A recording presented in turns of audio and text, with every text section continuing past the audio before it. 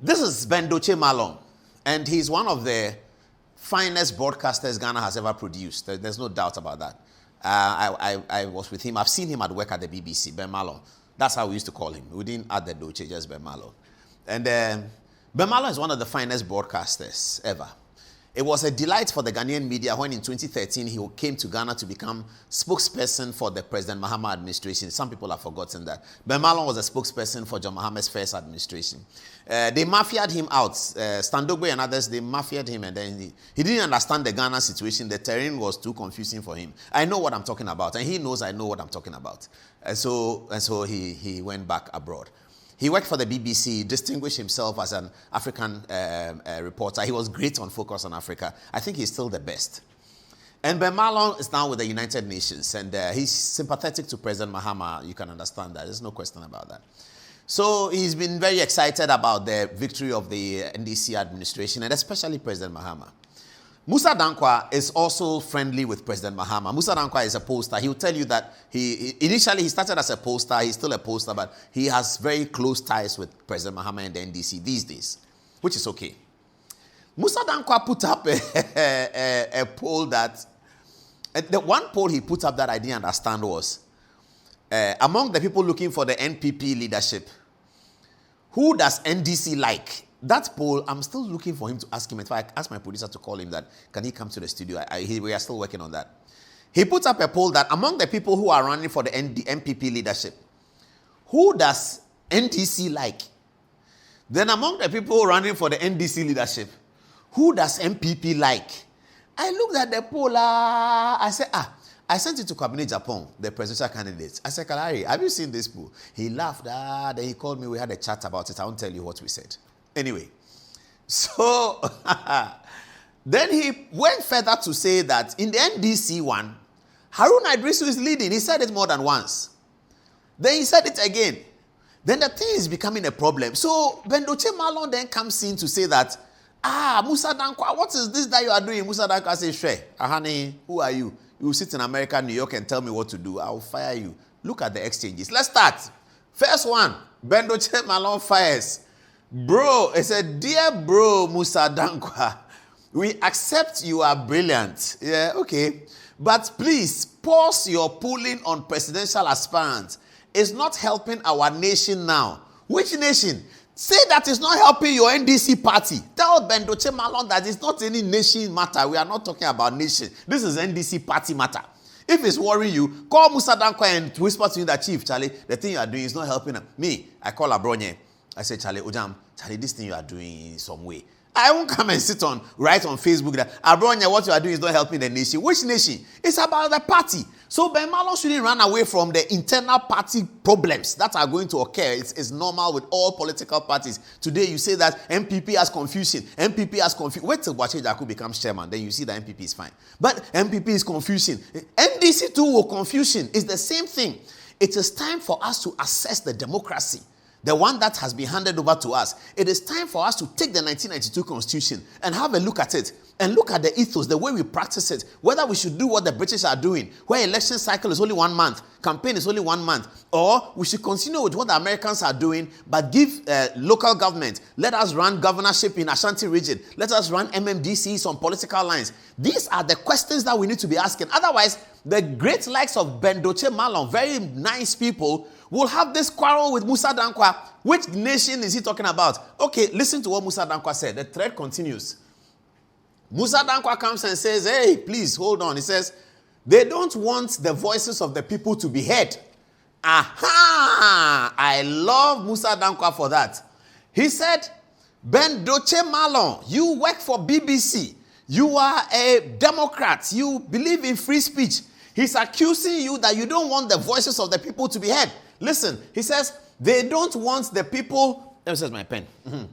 It says, they don't want the voices of the people to be heard. Musa Dankwa does not own the polls. This is Musa Dankwa talking. No.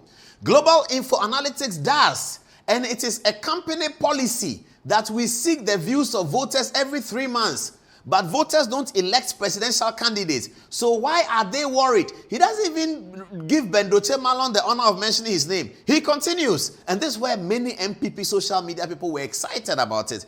Dankwa says, NPP government was never happy with the work we did. They never called on us directly to stop. So as a company, we will continue. No one instructs a pooling organization on what not to pool because it is too early. Thank you, Musa Dankwa. You are my man. You know, Musa Dankwa is my man. You see, this democracy, it's a cycle. Today you are here, tomorrow you'll be there. So be shouting. You see what's happening to Sam George? We'll come to him soon. You see, Musa Dankwa is praising MPP.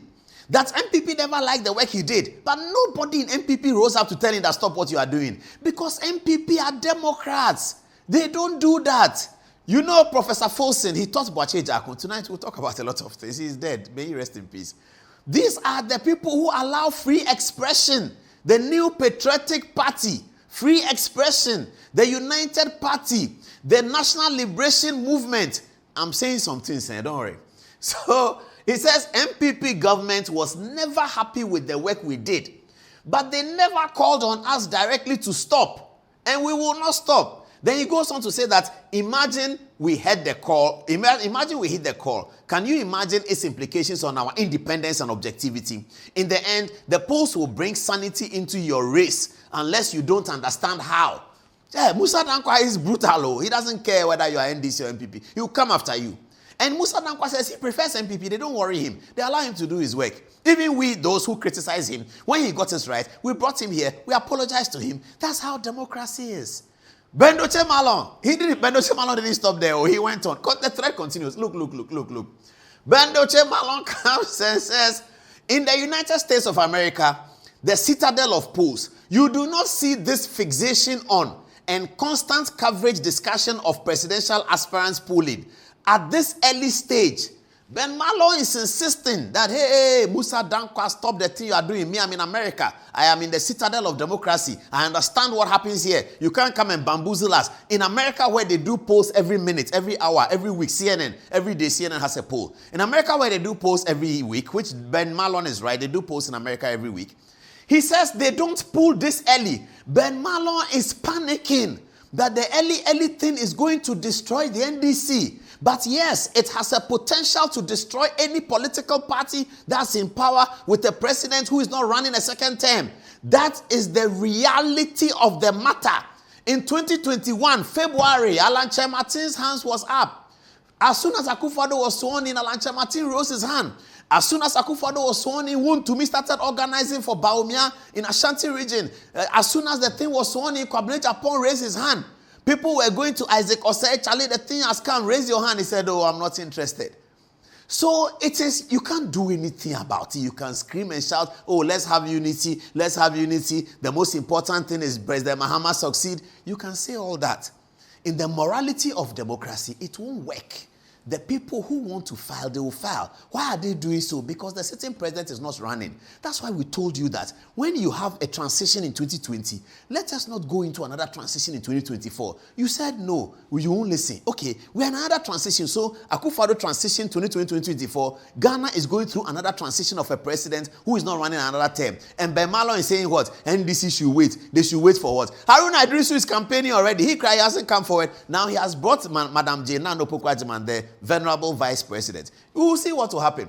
So, Dotsei Malor appeared to have settled it against Musa Dankwa by telling Musa Dankwa that, look, in America, it doesn't happen that way.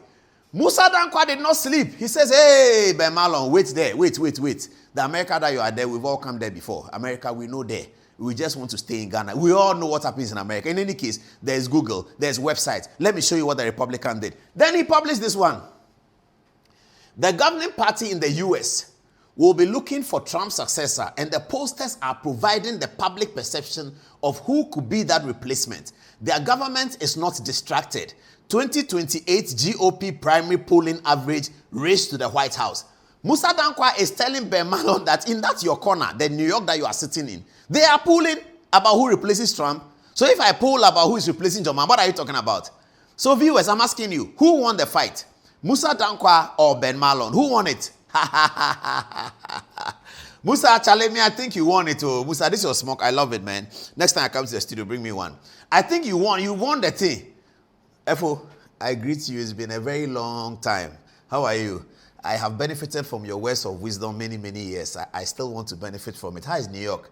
Efo, next time I come to New York, I will take your number from Jifagonu, and then I will call you, and then we can meet. Thank you, Efo. Thank you.